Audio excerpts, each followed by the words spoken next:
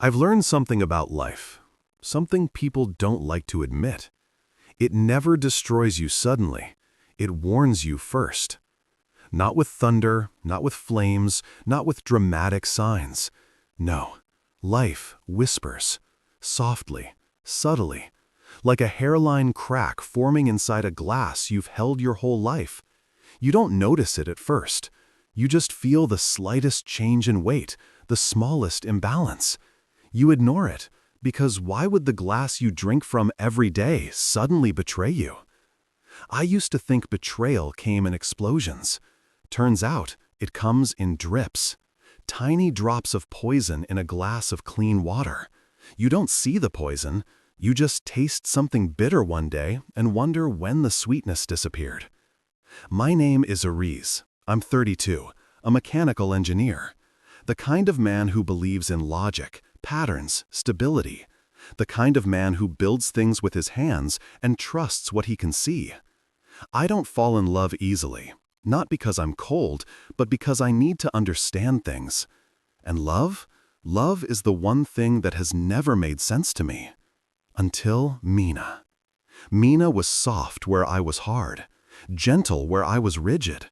A woman who smiled with her whole face, who laughed like the world wasn't constantly trying to crush her. She made me feel safe. Like maybe, just maybe, love didn't need to be understood. It just needed to be felt. When we met, everything felt effortless. Late-night drives where the city blurred into streaks of gold and black. Her head leaning on my shoulder as she told me stories she'd never told anyone else.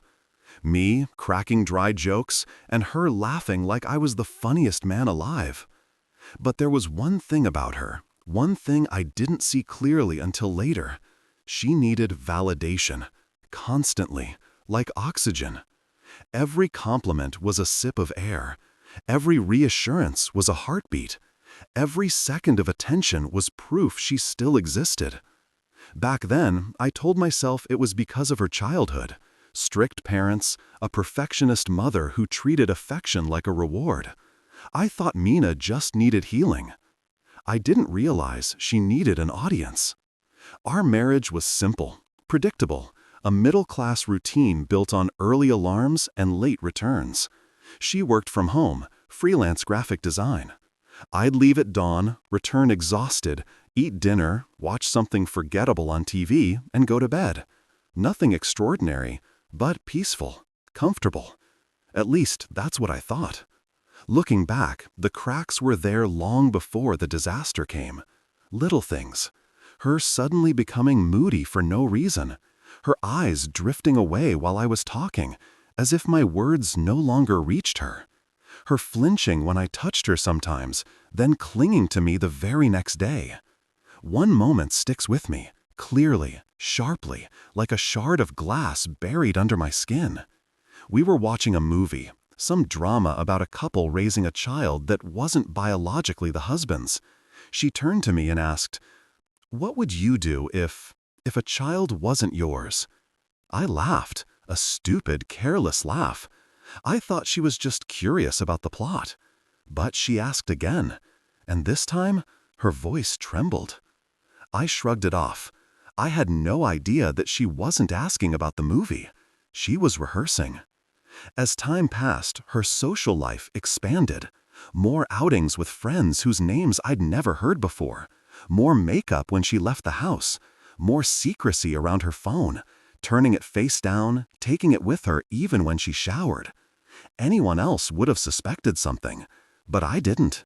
Not because I was stupid, but because I trusted her.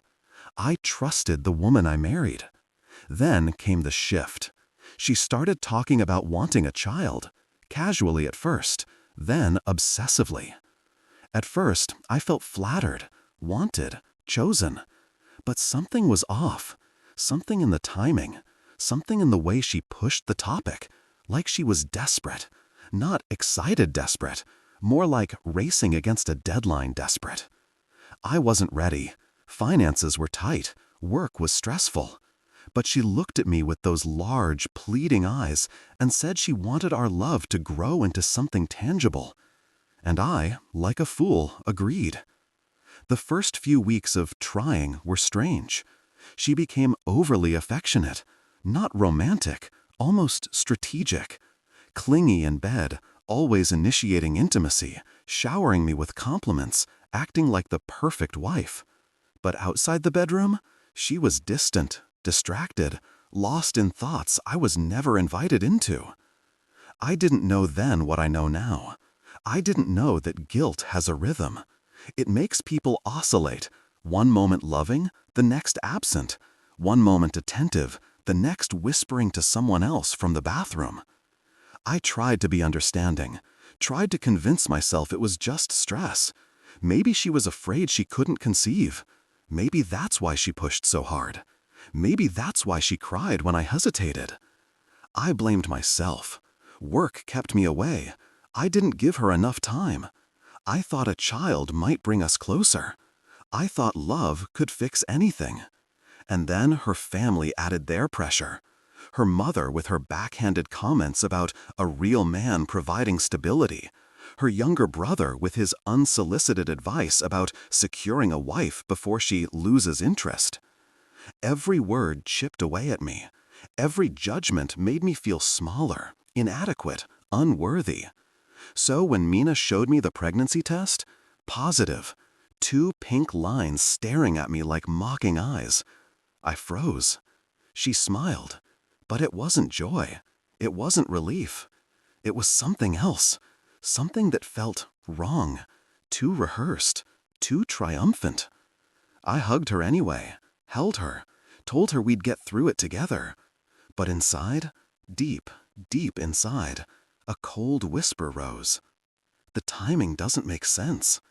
A whisper I tried to silence, a whisper I tried to drown with hope, a whisper I didn't yet understand. That strange smile she gave me, that wasn't the beginning of our family. That was the beginning of my destruction and my revenge. People talk about pregnancy like it's a miracle, like it softens a woman, makes her glow, makes the world inside her gentle and sacred.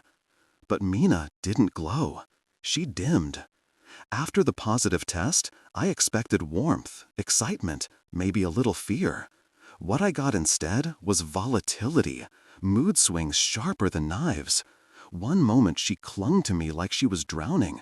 The next, she recoiled as if my touch burned her. She started needing space, long walks alone, naps that lasted hours, showers that went on too long. And the strangest part? She avoided every conversation about when it happened. Every time I mentioned the conception week, our intimacy, the exact timing, she shut down. She'd change the topic, start a fight, cry, blame hormones, press her palm against her stomach like a shield. I kept telling myself it was pregnancy anxiety, that she was overwhelmed, that I needed to be patient. But patience feels a lot like self-deception when you're living with a lie you haven't seen yet. The phone was the next shift.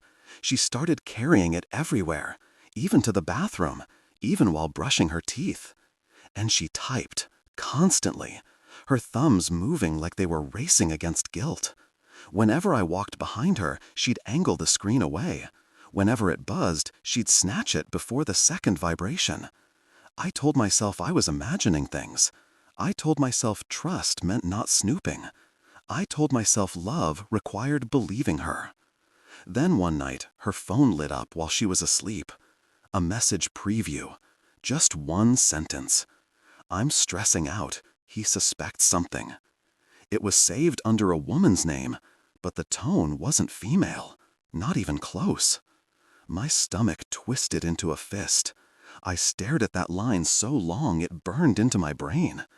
When she woke up, she was agitated, restless, snapping at me for breathing too loud. She had no idea her lie had already cracked open. That was the beginning of my unraveling. Sleep became impossible. I would lie next to her at night, staring at the ceiling, feeling the weight of something I didn't yet have proof of. The kind of suspicion that eats you from the inside, silently, leaving you hollow with a smile on your face. My hands shook at work. I'd stare at my phone waiting for some new message to appear on hers, even though I didn't have access to it. My mind was a storm I couldn't calm. I started watching more closely. Bank statements, a timeline of secrets, late-night food deliveries on days she claimed she skipped dinner, Uber receipts to places she never mentioned, mysterious charges, hotels, short-stay places, right around the time she started pushing for a baby. And then I remembered those work trips 2 months before she got pregnant. Trips I never questioned because trust makes you blind in the most convenient ways. I tried to confront her once, gently, without accusations. She exploded, accused me of paranoid, controlling, toxic. She cried so hard she made herself nauseous. She said pregnancy was already stressful, and now I was hurting the baby with my... She didn't see it, the change. My pain had gone quiet, silent, cold. She thought she fooled me. But something inside me had already died, and something else, something darker, had finally woken up. I woke up the next morning different, not healed, not recovered, not even calm in a healthy way, but clear. There's a strange kind of silence that settles over you when your heart finally accepts the truth your mind has been screaming for weeks. It's like the moment after an explosion. Dust floating, ears ringing, nothing left but stillness, and the realization that the world you knew is gone. That's how I felt when I opened my eyes beside Mina. She was asleep, curled away from me as usual, but for the first time, I didn't feel hurt. I didn't feel abandoned. I didn't feel like a begging dog waiting for scraps of affection. I felt awake. And in that awakening, a thought crystallized so sharply it almost made me smile. She thinks she's smarter than me. That was the moment something inside me shifted from victim to predator. I didn't confront her. I didn't demand explanations. I didn't rage or cry or crumble. She expected all that, expected the emotional chaos of a man terrified of losing his family. But I wasn't playing that role anymore. If she wanted a performance, I would give her one. If she wanted to believe she could control me, I'd let her keep believing. If she wanted to play games behind my back, I would be the one writing the rules now. The first step in revenge is observation, and I became an expert observer. I watched her patterns the way a hunter studies an animal before the strike, not out of love, not out of curiosity, out of necessity. Every morning, she woke up and touched her belly, as if reminding herself of the prison she was trying to lock me into. Every afternoon, she stayed glued to her phone, smiling secretly at the screen. Every evening, she'd be strangely irritated by the smallest things, like she was juggling too many lies. And every Thursday, like clockwork, she left the house at 4:15 p.m. for prenatal yoga. That schedule was so perfect, so rehearsed, it practically begged to be questioned. So I followed her. Not closely, not stupidly, from far enough that she would never notice. I parked across the street from the cafe she walked into. Yes, a cafe, not a yoga studio, and waited. Then he appeared. The man she was willing to ruin our marriage for. The man she was willing to get pregnant with. The man she was planning to make me financially responsible for. He was older than me by maybe a few years, taller, with that polished confidence men get when they've lived their whole lives being praised for nothing. He looked like someone who cheated simply because it was Tuesday. He walked with his chest out, shoulders back, wedding ring glinting in the sun, a ring he clearly didn't value.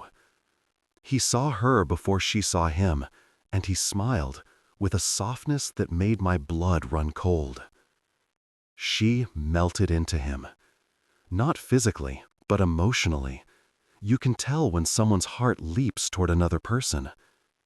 I watched him touch her belly. I watched her let him. I watched her smile, nervous and adoring. My hands clenched so hard I felt my nails bite into my palms, but I did not move. I had no intention of exposing myself. I needed her to feel safe, safe enough to keep being reckless, because reckless people are easy to destroy. After that day, I studied everything. Her messages, saved previews, her bank activity, food orders she never ate with me, Uber trips, addresses that didn't belong to any friends, her calendar, blocked out hours she never explained. I didn't tell her I knew. In fact, I became sweeter. I became calmer. I became the version of a husband she wanted me to be. She relaxed into the fantasy. To her, I was becoming the man she could manipulate into signing the birth certificate, the man she could emotionally attach to a child that wasn't mine, the man she could secure her future with. She didn't know she was feeding a wolf. I contacted a lawyer, anonymously, told him a friend had a cheating wife. He listened, then said something that lit a fire inside me. If the child isn't yours, you're free, but only if you protect yourself before signing anything. Her emotional manipulation won't matter if you move early and legally. That sentence rerouted the entire roadmap of my life. She wasn't trying to keep our marriage alive. She was trying to lock me into raising another man's child, into paying for it, into building a future she'd ruined long before I even saw the cracks. Everything became clear. Every tear she shed was strategy. Every apology was performance. Every gentle touch was a calculated attempt to anchor me emotionally. Every "I love us, don't you?" was insurance. I played along. I stroked her hair. I held her hand in public. I kissed her forehead when she complained about stress. Inside, I felt nothing but decay. But outside, I was perfect. The moment that solidified my transformation happened by accident. I was researching the man she met, the muscular, ring-wearing coward with soft eyes and a guilty smile. It wasn't hard. Cheaters are rarely cautious online. They think they're invincible. I found his full name, his workplace, his social media. And then I found her, his wife. A woman glowing in a pregnancy announcement photo. A woman carrying his legitimate child. A woman whose timeline matched Mina's almost to the week. The realization hit me like a cold blade sliding between my ribs. He had 2 pregnant women at the same time, and both women believed in different futures with him. I stared at their photos, him hugging his wife, smiling like the world was perfect, unaware of the storm brewing at the edge of his comfortable life. That's when the final piece of my revenge clicked into place. Because now, I wasn't just fighting for myself. I wasn't just destroying a marriage that had already died. I wasn't just denying them the future they tried to force on me. I was holding a grenade with 4 people in the blast radius. Me, Mina, the man, his wife. And I finally understood something that had been forming silently in the back of my mind. When you're betrayed at this depth, when someone tries to poison your life, your identity, your bloodline, revenge stops being an option. It becomes a responsibility, a duty, a correction of the universe. So I began designing the blueprint. Not a fight, not a confrontation, not a dramatic shouting match. No, a destruction. Quiet, complete, multi-layered, legal, emotional, financial, and social. I wasn't going to explode. I was going to dismantle, piece by silent piece. And I ended that night staring at the ceiling, whispering to myself, I will walk out of this clean, and every single person who played a part in this betrayal will pay for it in full. I didn't wake up one morning and decide to destroy my wife. I built it, slowly, deliberately, brick by brick, like an architect designing a monument made entirely of consequences. Revenge isn't anger. Revenge is precision. And once I crossed the point of no return, I understood something terrifyingly empowering. They had no idea how smart I could be when pushed. No idea how patient. No idea how cold. I wasn't planning a confrontation. I was planning an extinction. The first step was information. People underestimate how loud their secrets become when you stop reacting emotionally. When you just watch. When you let them think everything is normal. I bought 2 discreet cameras, nothing fancy, just enough to do the job. One went behind a ceramic vase in the living room, angled perfectly toward the front door. The other I tucked between her sketchbooks in her home office. She always kept her phone glued to her hand, but she never imagined the walls could be listening too. And then I upgraded the car surveillance. Her car, our car, had a glove compartment that had always jammed slightly when closing. So I hid an old phone inside, put it on airplane mode, opened the voice recording app, and slid the compartment shut. It caught everything.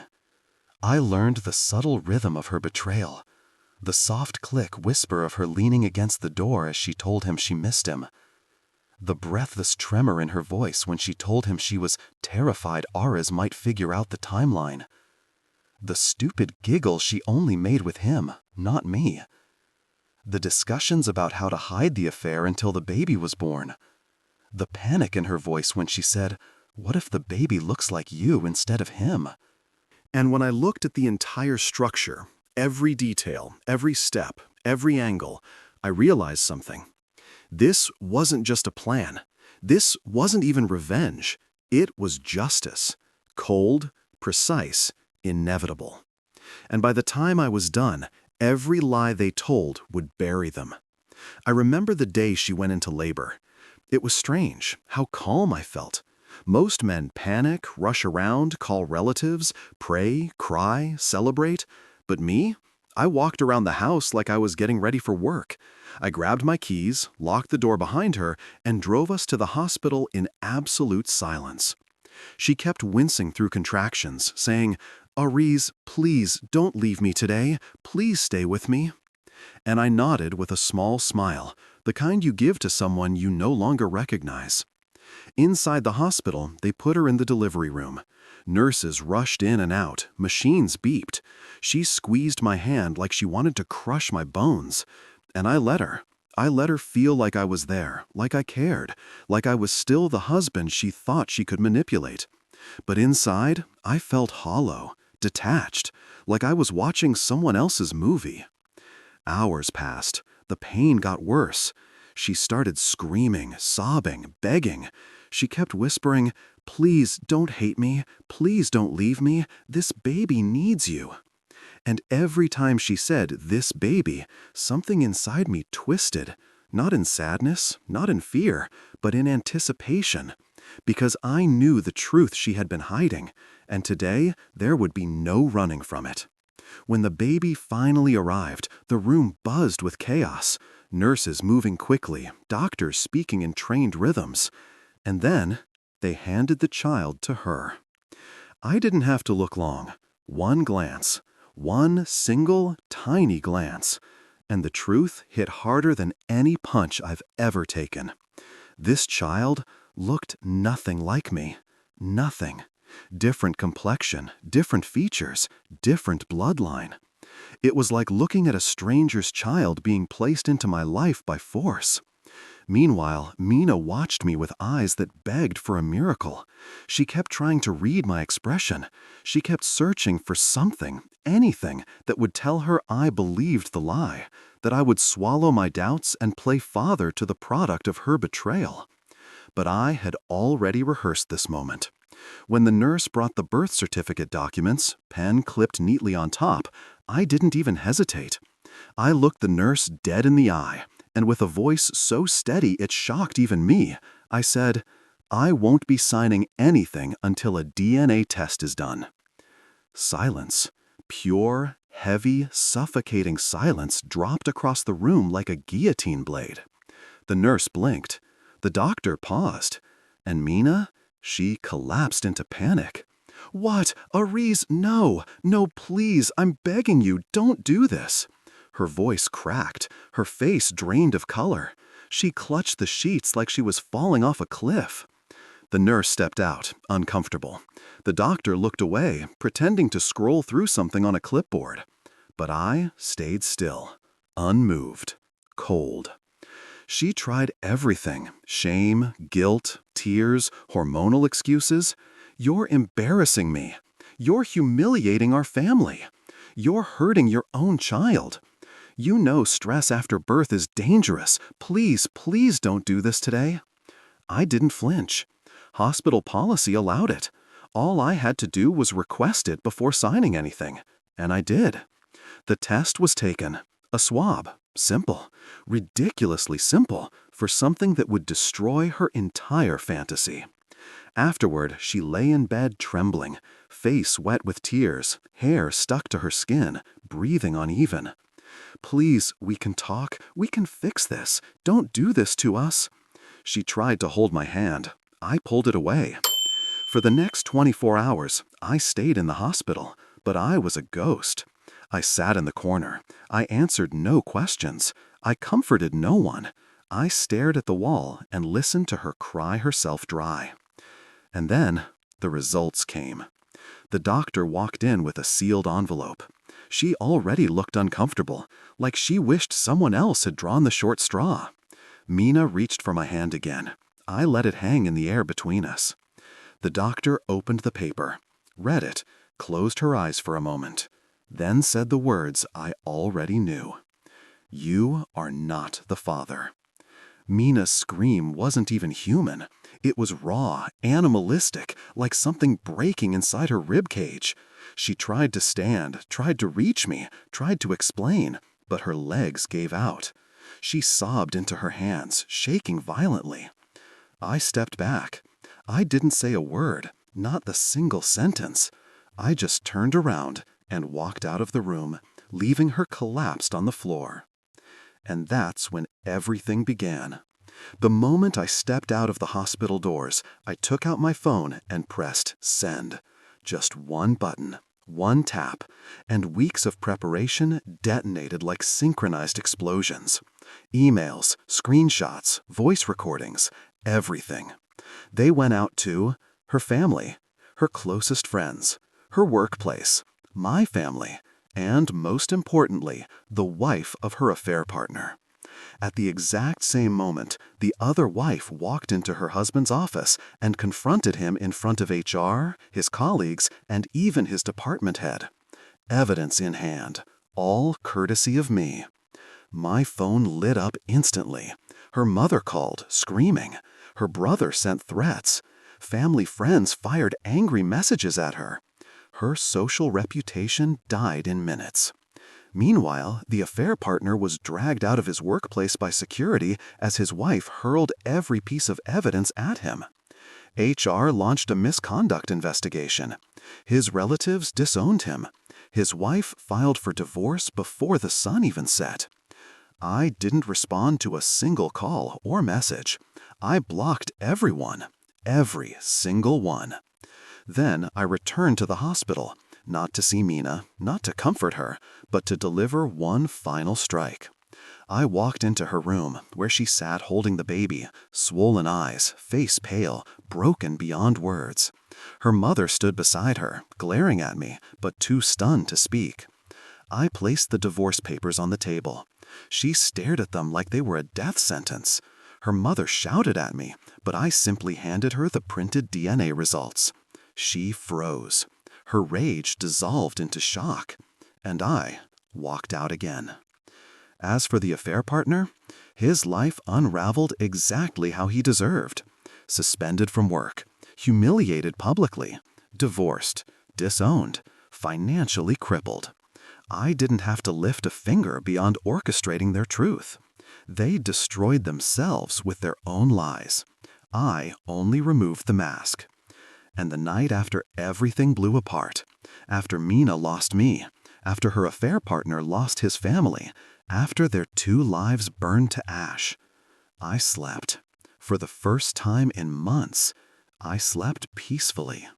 When I finally moved out of the house we once called ours, the silence followed me like a shadow. Not a peaceful silence, but the kind that presses against your chest, reminding you that something has died. Not someone, something. An illusion, a dream, a version of love that I swore was real. I remember standing in the empty living room, looking at the faint imprint where our sofa used to be, the ghost of our life together. I ran my fingers along the walls and realized something painful. It wasn't just the betrayal that hurt. It was mourning the woman I thought she was, the version of her I built in my head, the one who never existed. And grief is strange. You don't cry because you lost the person. You cry because you lost the lie you wanted to believe. For a while, that realization hit harder than anything else. Betrayal tears you apart, but disillusionment, that leaves you hollow. But somewhere inside that hollow space, something else was forming. A strange, sharp sense of liberation, power, a rebirth I didn't ask for, but desperately needed. I spent the first few weeks in a kind of emotional limbo. Therapy helped me process the chaos swirling in my head. My therapist was patient, quiet but piercing. She told me something I didn't want to hear. You didn't just lose a wife. You lost the version of yourself that was willing to love blindly. She was right, and losing that version of myself was the real wound. But I didn't break. I rebuilt, slowly. I reconnected with old friends, people I had ghosted unintentionally because marriage had swallowed my time and, in hindsight, my identity. They welcomed me back without questions. They didn't care about the scandal, the drama, or the whispers. They cared about me, something I hadn't felt in a long time. I started exercising again, not to escape the pain, but to rediscover what strength felt like when it wasn't being drained by someone else's deception. At night, I slept, deeply, fully, without waking up at 3 a.m. to check her phone, or wonder where she really was, or who she was talking to. My dreams stopped being war zones. My mornings stopped being interrogations. For the first time in years, I felt like myself. And yet, healing isn't a clean line. Some days, trauma returns like an old enemy.